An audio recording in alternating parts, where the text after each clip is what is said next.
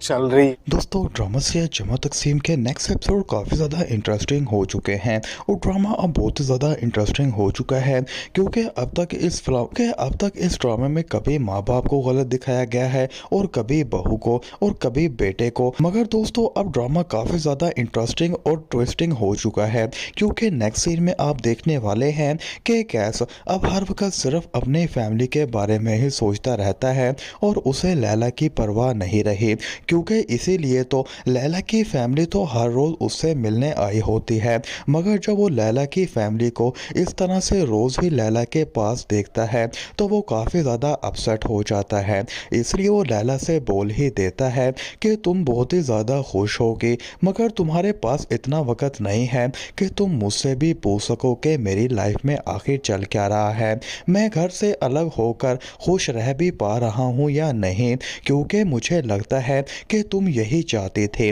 लैला काफ़ी ज़्यादा हैरान होकर कहती है कैस तुम्हारी खुशी में ही हमेशा मेरी खुशी रही है, तुम ऐसी बातें क्यों कर रहे हो। मगर कैस फिर कहता है कि तुम झूठ बोलती हो मुझसे, तुम मुझसे मुखलस ही नहीं हो। अगर तुम सच में मेरी खुशी में खुश होते तो तुम कभी भी मेरा घर छोड़कर यहाँ पर अलग रहने ना आई होते, क्योंकि मैं अपने घर वालों को बहुत ही ज़्यादा मिस कर रहा हूँ। हम यहाँ पर सिर्फ दो लोग होते हैं, ना तुम मुझसे बात करती हो और ना ही मैं तुमसे बात करता हूँ, क्योंकि तुम तो हर वक्त अपने माँ बाप के बातों में लगी रहती हो और जब उनका दिल करता है तुम्हारे पास वो तुमसे मिलने आ जाते हैं। मगर मैं तो कहीं भी नहीं जा सकता हूँ, जिसकी वजह से मुझे अब मेरी ज़िंदगी सिर्फ और सिर्फ अजीरन लग रही है। तो दोस्तों आपको क्या लगता है कि कैस को अब अपने घर चले जाना चाहिए या नहीं, आप हमें कॉमेंट बॉक्स में लाजमी बता दें। जबकि दोस्तों दूसरी तरफ आप ये भी देखने वाले हैं कि रफ़ीक साहब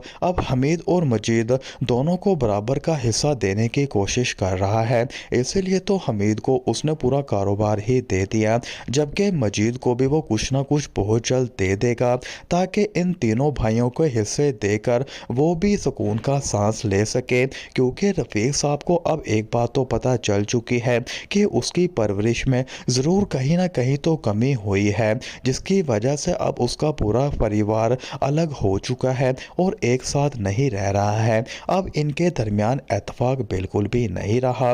तो दोस्तों आपकी क्या राय है कि ड्रामा किस तरफ जा रहा है, आप हमें कमेंट बॉक्स में लाजमी बता दें।